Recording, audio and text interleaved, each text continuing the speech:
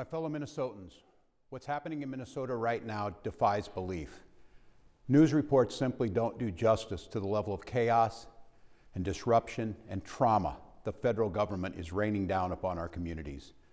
2,000 to 3,000 armed agents of the federal government have been deployed to Minnesota. Armed, masked, undertrained ICE agents are going door to door, ordering people to point out where their neighbors of color live. They're pulling over people indiscriminately, including U.S. citizens, and demanding to see their papers. And at grocery stores, at bus stops, even at our schools, they're breaking windows, dragging pregnant women down the street, just plain grabbing Minnesotans and shoving them into unmarked vans, kidnapping innocent people with no warning and no due process. Let's be very, very clear. This long ago stopped being a matter of immigration enforcement. Instead, it's a campaign of organized brutality against the people of Minnesota by our own federal government. Last week, that campaign claimed the life of Renee Nicole Good. We've all watched the video. We've all seen what happened. And yet, instead of conducting an impartial investigation so we can hold accountable the officer responsible for Renee's death, the Trump administration is devoting the full power of the federal government to finding an excuse to attack the victim and her family. Just yesterday, 6 federal prosecutors, including the longtime career prosecutor leading the charge to investigate and eliminate fraud in our state's programs, quit their jobs rather than go along with this assault on the United States Constitution. But as bad as it's been, Donald Trump intends for it to get worse. This week, he went online to promise that, quote, "the day of retribution and reckoning is coming." That's a direct threat against the people of this state, who dared to vote against him 3 times and who continue to stand up for freedom with courage and empathy and profound grace. All across Minnesota, people are stepping up to help their neighbors who are being unjustly and unlawfully targeted. They're distributing care packages and walking kids to school and raising their voices in peaceful protest, even though doing so has made many of our fellow Minnesotans targets for violent retribution.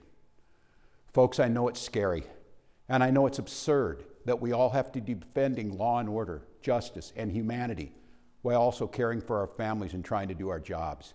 So tonight, let me say once again to Donald Trump and Kristi Noem, end this occupation. You've done enough. Let me say 4 critical things to the people of Minnesota. 4 things I want you to hear as you watch the news and look out for your neighbors. First, Donald Trump wants this chaos. He wants confusion. And yes, he wants more violence on our streets. We cannot give him what he wants. We must protest loudly, urgently, but also peacefully. Indeed, as hard as we will fight in the courts and at the ballot box, we cannot and will not let violence prevail.